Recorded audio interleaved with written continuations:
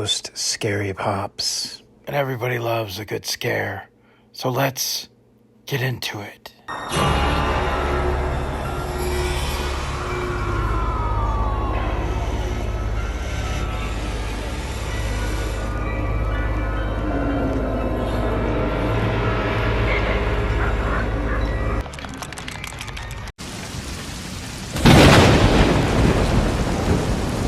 Daddy, I had a bad dream.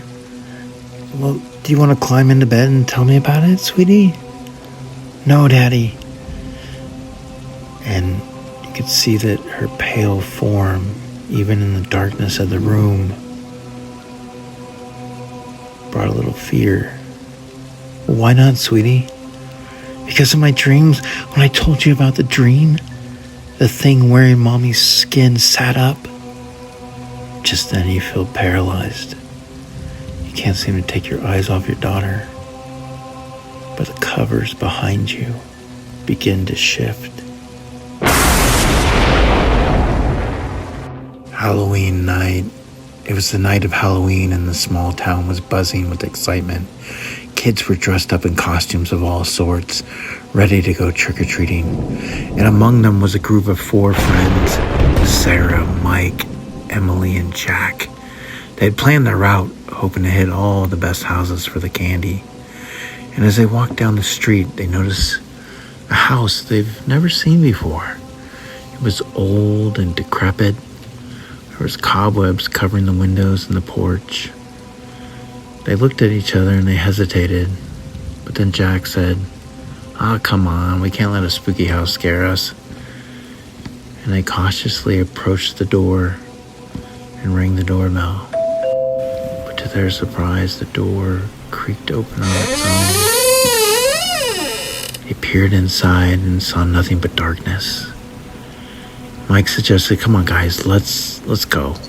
But Sarah said, come on, just say trick or treat. As they stepped inside, the door slammed shut behind them. The friends turned around in a panic, but the door wouldn't budge.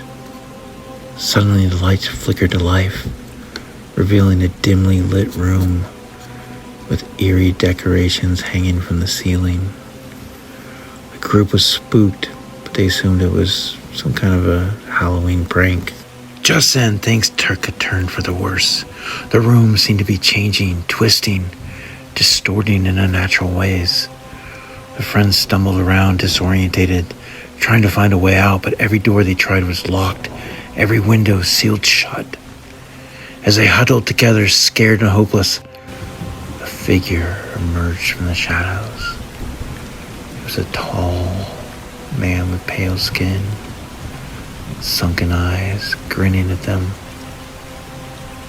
with a rotten smile. He beckoned them closer, promising that he had a special treat for them. They knew better to trust a stranger. They huddled together, refusing to move. The man grew angry. He was contorting with rage. Just then he lunged at them, but they managed to dodge his grasp. Then they ran for the door, pushing, shoving to get through. As they burst outside, they realized that the house was now gone. It was replaced by an empty lot. They were shaken, but they were relieved, grateful to be out of that nightmare. The next morning was a day of sadness as the town continued their search for 4 missing kids. I'm a night shift police officer in a small southern town. On Halloween night 2021, I experienced fear in a way that I never even thought possible. I patrol the south side of town, which is especially rural with little population. A river flows and acts as a boundary in between towns. Near the river is a rather dark stretch of highway. It only has 2 destinations, a dual-building senior center and an old abandoned car wash. The car wash in question, called Loopers, is locally famous. It has a rich and terrifying history that begins in the early 2000s. The original owner died in a tragic fire, his widowed wife Susan then took over. According to the myth, Susan intentionally set the fire, killing him to collect the life insurance. After Susan took over, she birthed their child. The stress of running a business and raising an infant was way too much, so she set fire to the car wash. A true pyro, I'd say, but she wasn't so lucky the second time. She was charged with arson and insurance fraud. Well, she apparently killed herself before going before a judge, and it was never known what happened to the baby. Teenagers visit the car wash year-round. It's tradition to talk to Susan through a Ouija board.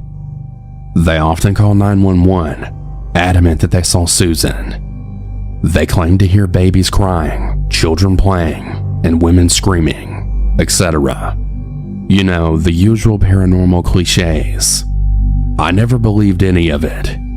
I'd never witnessed anything paranormal, and without proof, refused to play along.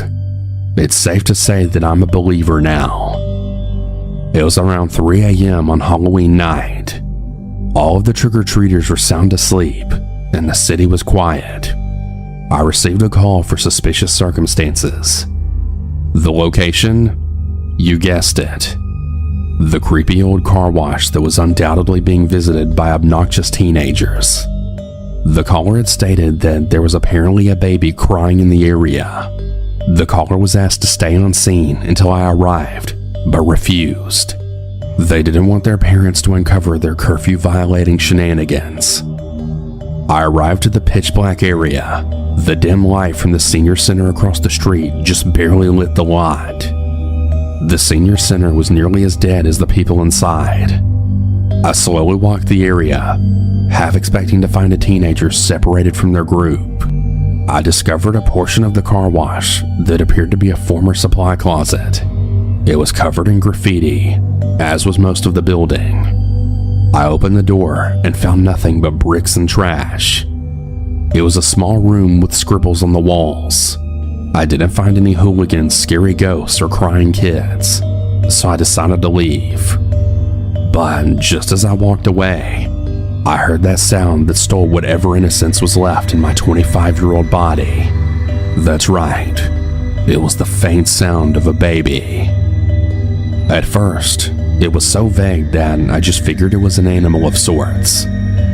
But as I listened closer, mixed with my booming heartbeat, was unquestionably the cries of a baby. I stepped towards the same room I exited, and sure enough, the sound was inside. I was frightened, but even more baffled. I attempted to turn on my body camera, but of course, the battery had died. I knew whatever was happening was not explainable, so I rummaged for my phone and started a video. Confused and terrified, I walked closer to the door. The sound became louder. It was clear as day. I attempted to open the door, but for some reason it was jammed. The attached video is the short sequence of events. The craziest part of this experience? That's easy. I have no memory of turning around, stepping away, and looking towards my patrol vehicle. Furthermore, I never even ended the video. I never even touched it. It was positioned in my vest pocket below my radio, hands-free. The video doesn't show me prying the steel door open. When I did, there was nothing inside, and the noise had stopped. Adding to the strangeness, the room was significantly colder than before. It was a mid-50s night, but that room felt sub-30. I left in a hurry, and I didn't tell a single soul. I've watched the video twice, and that's it, and it still shocks me. Before this, my wife was the only other viewer of the video. She believes that I may have been a target of a cruel prank. Maybe a group of teenagers set up speakers and just hid them very, very well. I suspect that she only says that to make me feel better, though. Sometimes when I'm sleeping, I wake up to the sound of crying, unsure whether it was a nightmare or reality. All I know is I am never, ever going back to that car wash.